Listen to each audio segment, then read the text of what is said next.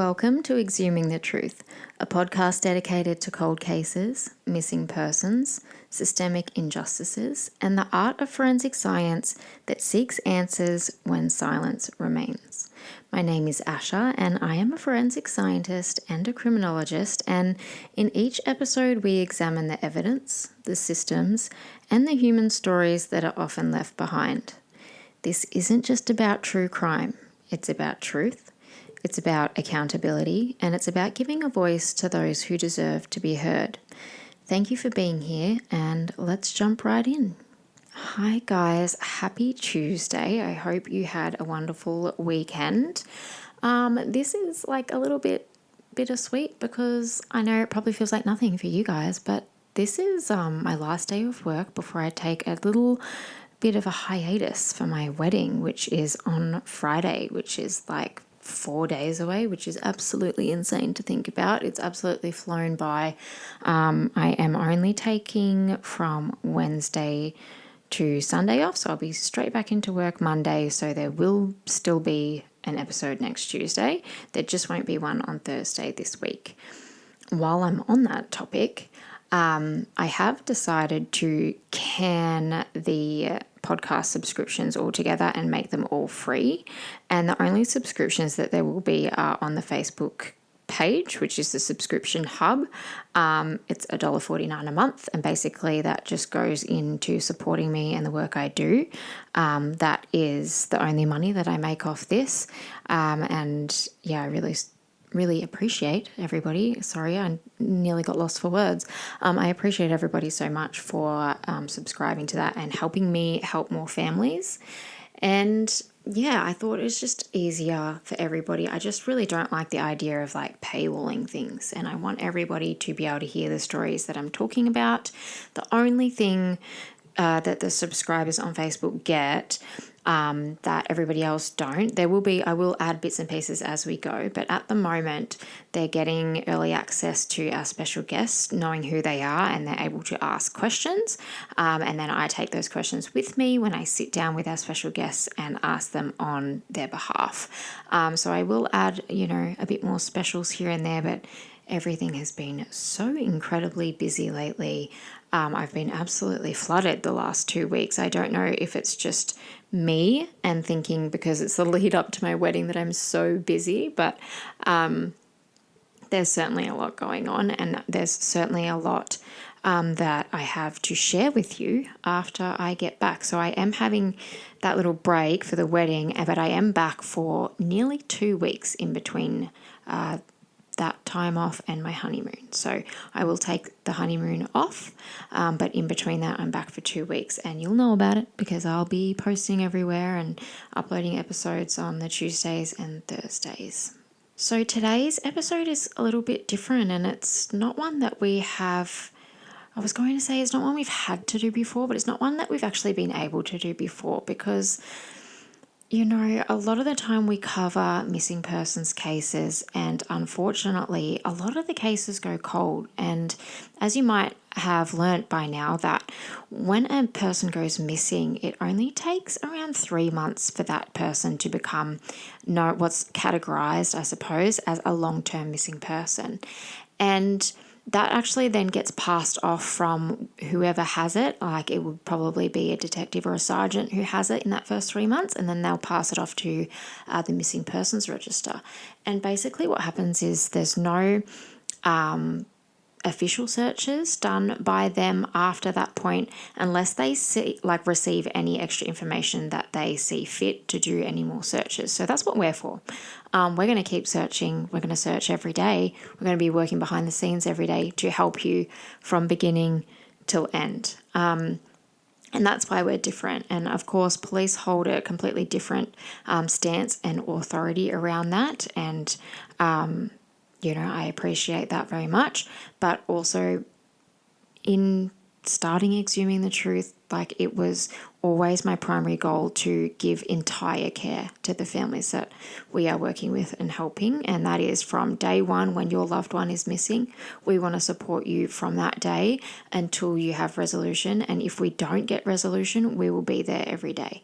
And that's just the meaning behind our business. And, today's episode, we did seek permission because it is something different that we haven't done before. And we always like to seek permission from the family, regardless of what we're doing. But this episode is a tribute to a gentleman that we have covered a couple of times on the podcast, but we have covered, numerous times a week almost since October 2025 when he first went missing, and that is Rob Snyder. So this is not an episode to go over, the case that was of Rob missing.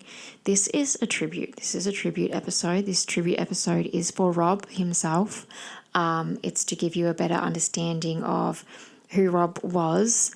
Is to give you an insight to his beautiful relationships, with his family members. And it's to give you a bit of insight into what went into the search for Rob, and also into acknowledging all of the people that came together to help everybody get to this resolution for the family. So this is a tribute to Rob Snyder. Thank you so much for being here.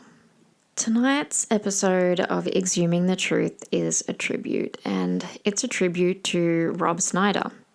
Rob is a husband and a father. He's also a grandfather and a man who is deeply loved and deeply respected by many. And over the past few months, many of you have followed along in the search for Rob from the very beginning when he was reported missing in October of 2025. This very community showed up. We shared posts, we helped to coordinate search efforts, we spoke with people who knew Rob, and we worked alongside volunteers who gave their time, because every person matters. When Rob first went missing, the search began with community members working together to try and establish his last movements and the areas he may have travelled through. Volunteers helped circulate his photos and images of his car and raise awareness and assist with information gathering. And like so many cases, the hope was always the same, and it was that Rob would be found safe and he would be brought home to his family. Before we share a little bit about Rob and the beautiful relationships in his life, I want to acknowledge the work that went into the search for Rob over these past months. Searches like this one often involve a lot more than people realize, and we do this out of an absolute passion for what we do. From early on, we began trying to piece together Rob's last known movements, and that involved a lot. There was a lot of analysing the available information to us, so that included reviewing the ANPR cameras. You might remember me going on about that. Those are the automatic number plate recognition cameras. They carry a lot of data. It also included looking closely at the roads and the possible routes he may have travelled. I remember in the earlier days driving down exactly where his vehicle was last spotted on Thomas Road in Oakford, and going down every street in that area to ensure that we had covered every last bit. We even had a couple of volunteers that we were tooting at each other as we were driving past and checking just the residential areas to begin with. But from there, we started identifying areas that needed to be physically checked. So there were many days spent traveling down remote and off-road tracks, thanks to my fiance and soon-to-be husband. He has the four-wheel drive, so we were methodically checking locations that could easily be overlooked. And during that process, we actually came across and reported multiple abandoned vehicles that were located in isolated areas. And I did speak a bit about that as well, and why it's so important to not only report vehicles that you find abandoned, because they could be related to other cases and be useful in other scenarios, but also reporting things that didn't come up with an answer, because that also helps us to narrow our search. Every single one, of these vehicles and these places that kind of seemed like nothing, they did have to be checked and reported, because when someone is missing, you can't ignore anything. A lot of the search process also involves the careful analysis of aerial imagery. So when the new aerial footage became available, which was later in the year in November, We spent a lot of time reviewing it frame by frame, up in bed at night, me and my fiance sitting there comparing screens. I'm on my laptop, he's on his phone, we've got the iPad, and we're identifying anything unusual or anything that needed to be physically verified on the ground. And when something stood out in the imagery, we would then travel out the next day, check those points directly to rule them in or to rule them out. But I have to stress it, while this is what we do and this is our passion and it's our purpose, throughout this search, we also liaised with a lot of other people. And we had a lot of people giving lots of tips about vehicles they had seen or marking aerial images and sending that through. So we were able to check the leads that we could check, and then the leads that we couldn't check, we were liaising with the officer in charge, who was lovely, and sharing information with him. So he was able to follow up the leads that we couldn't follow up, and then also making sure anything relevant was passed through the appropriate channels. So that's also super important, is to kind of stay in your lane in a way and know that, hey, maybe people with authority or more authority than us can do something with this that we can't do. So there's a lot of that involved, and many people might not realize that searches involve a huge amount of planning and mapping and coordination before a single kilometre is driven. And every new lead that we were getting meant revisiting maps. And also, while I'm on that, you wouldn't believe the amount of people in the community sending in leads and tips and notes. It was insane. I was averaging over 100 messages a day during this period of Rob being missing, particularly around the Christmas period. And yeah, we're just so incredibly grateful that you guys are out there, driving to and from work or dropping your kids places and things like that. And you're still looking, you're still taking notes, you're still sending it through, absolute legends, I tell you. But we documented a lot of this search process, and a lot of our time in the field was actually filmed. And we were filming, basically showing the reality of what goes into these searches, which includes, the long drives, the bush drives, the remote tracks, the planning sessions. I did a debrief at the end of every search day, and we had that recorded. And just the constant process of analysing new information as it emerges, and things like the changes in, the ANPR cameras, and when I had to map.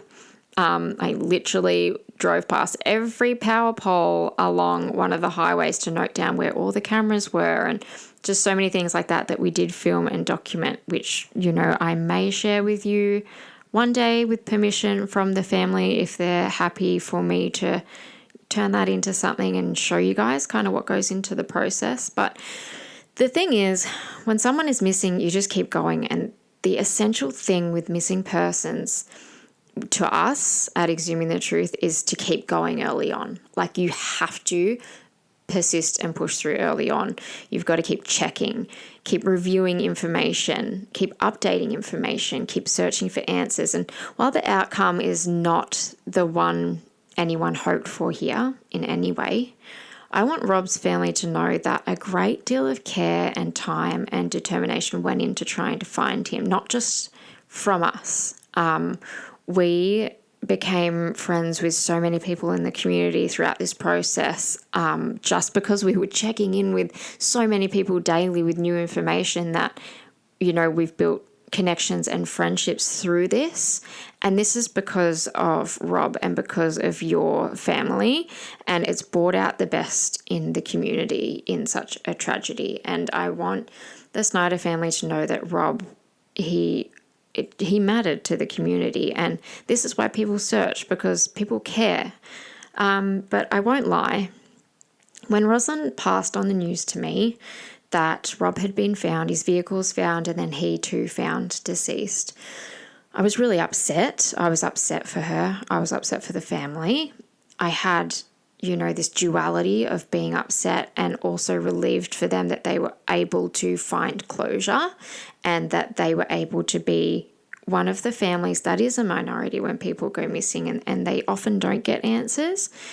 But I'm not going to lie, I was really disappointed in myself for not closing this personally for her and for them. I felt like I carried that with, so much hope and faith that we could pull through for the family, and I was just really disappointed in myself. And honestly, when we found out where the vehicle was, we were maybe 50 meters away in our last on-ground search from that exact location. And just knowing we were so close but not close enough, I think is where the disappointment was, like it's natural to me in knowing that, like, if we stayed a bit longer on that last search, that things might have been different and we might have been able to help with answers sooner. And that's like a big regret, I think, for me, that I just felt like if, I guess you can always sit there and analyze things like that and say, if we did this or if we stayed longer here.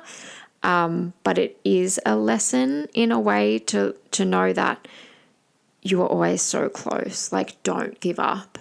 You don't know how close you are until you have answers. And it's just one of those things in hindsight, I guess. I still carry a bit of disappointment in myself. But at the same time, I do know how hard myself and my fiance, we put a lot of thought into it and the areas we were looking, and we were very hopeful in Jarrahdale State Forest and where we were, which again was like probably less than 50 meters away from where his vehicle was found. But I have to say that when we were out at this last search that was very close by, I had said to my partner, like, a lot of people say, how do people get lost in these bushes and things like that? And I said to my partner when we were out doing it on, like, we had driven through a track right near here, and we then went on foot, got out of the car and went on foot, and were looking for a couple of vehicles that I had flagged on the aerial imagery.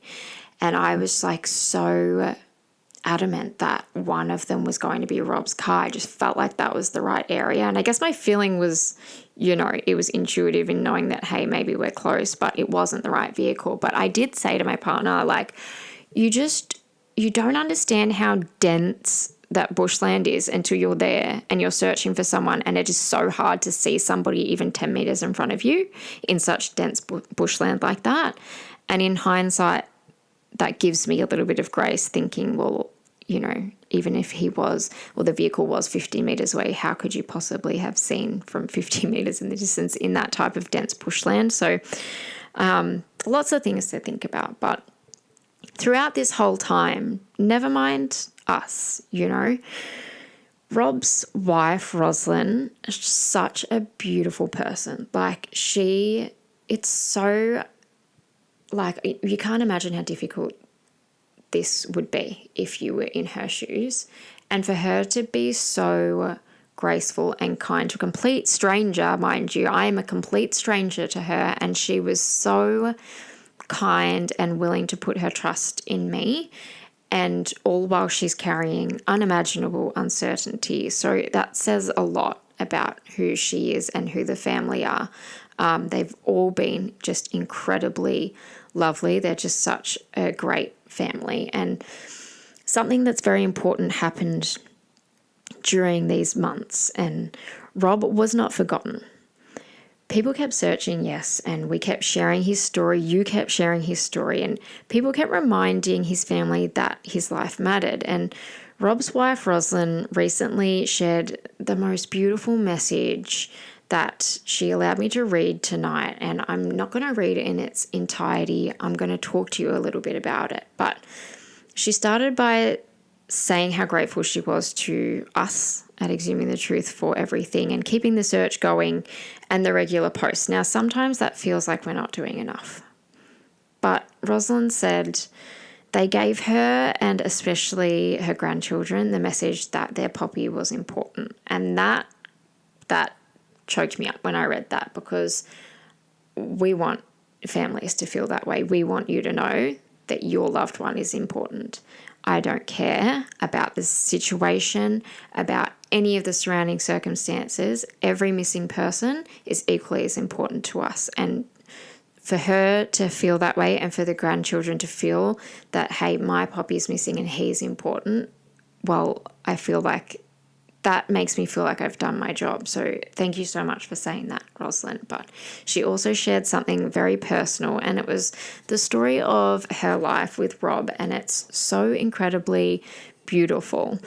Rob and Rosalind, they met when they were 16 and 17 years old. And isn't that just so beautiful and also incredibly rare these days? And what followed this was a lifetime together of passion and adventure and a lot of shared experiences that Rosalind shared with us. And she said that they built a life and a family, and they raised their children and even designed and built 3 homes together, including a remarkable 3-level rammed earth house on 25 acres of untouched bushland, which was designed while they were traveling around Australia for 6 months with their young children. Now, that in itself, it sounds so beautiful. Rosalind said that Rob loved to travel and he loved adventure, and their lives together took them across the world, literally. They climbed mountains in New Zealand together. They went skiing in Austria. Rob even drove a brand new Mercedes down the Autobahn in Germany. Like, what a story to tell. They trekked in Nepal. They sailed through the Whitsundays. Like, this sounds like a dream. Rob even went whitewater kayaking with an Olympian from Nepal, while Rosalind attended shaman ceremonies and the Colour Festival. I hope that's how you pronounce it. You know that I absolutely suck at pronunciation. But they shared an extraordinary life full of experience together, and the fact that she's willing to open up and share this with people is really beautiful. It's almost a silver lining and a lesson for us all. Something I'm so incredibly jealous of. They dined together at Heston Blumenthal's restaurant. Isn't that the coolest thing you've ever heard of? They flew to Melbourne to see the musical Moonshadow, and they regularly travelled to the MCG to watch the Eagles play. And is that not the best team in the AFL? We might suck, but, we suck with grace.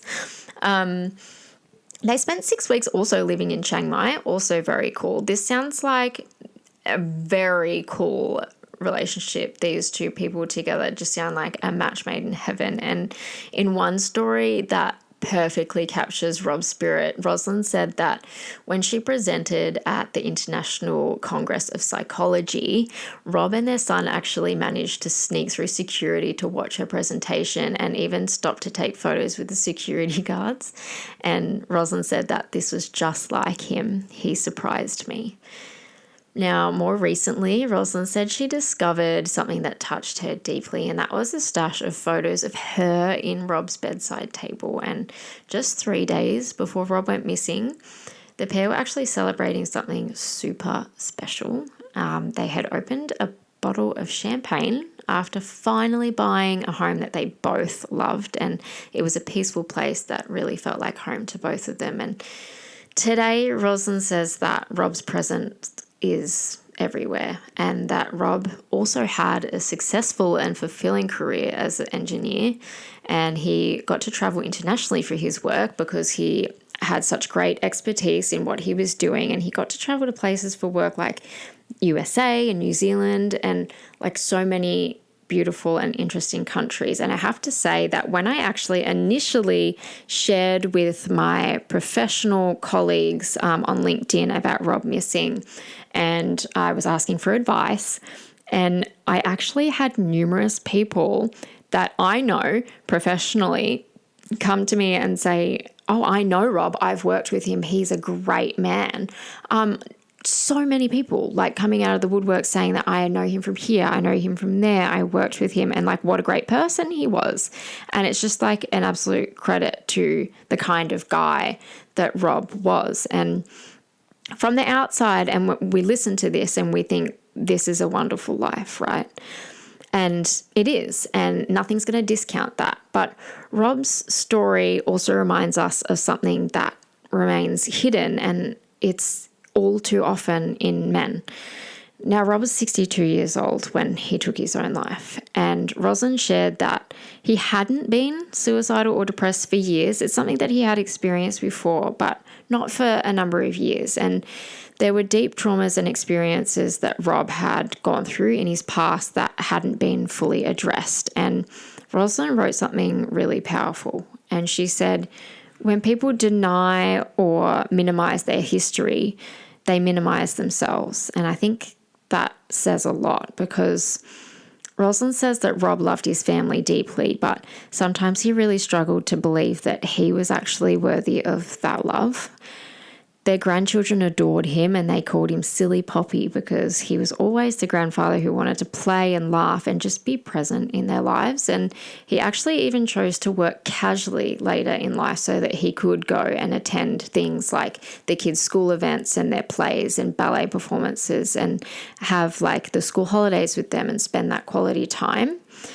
But during the months that Rob was missing, Rosalind began to recognise then, looking back, that there were patterns of self-punishment and self-sabotage that had followed Rob through his life. And she shared something that many people really need to hear. And that's that sometimes we can see someone struggling and we can ask them to get help, of course, and we can love them, but only that person can decide to seek help. And often the hardest part is believing that you're actually worthy of receiving it. Rob's story also speaks to something much bigger, and Rosalind said this, generational trauma, and this is huge, and it's all too common.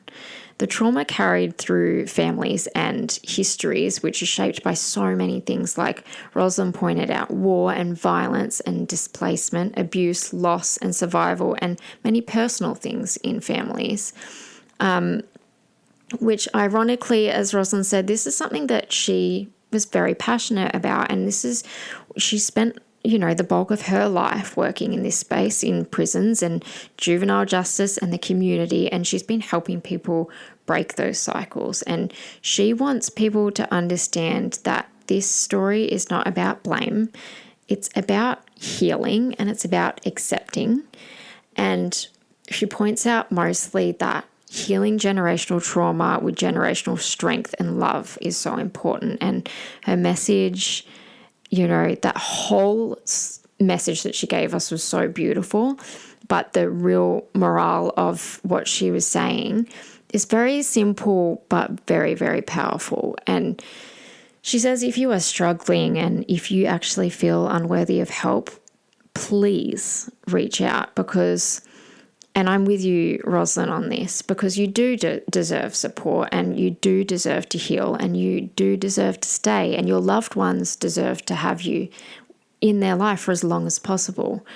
But Rosalind ended her beautiful message that she shared with everybody with saying, I love you, Rob. We shared a great life together.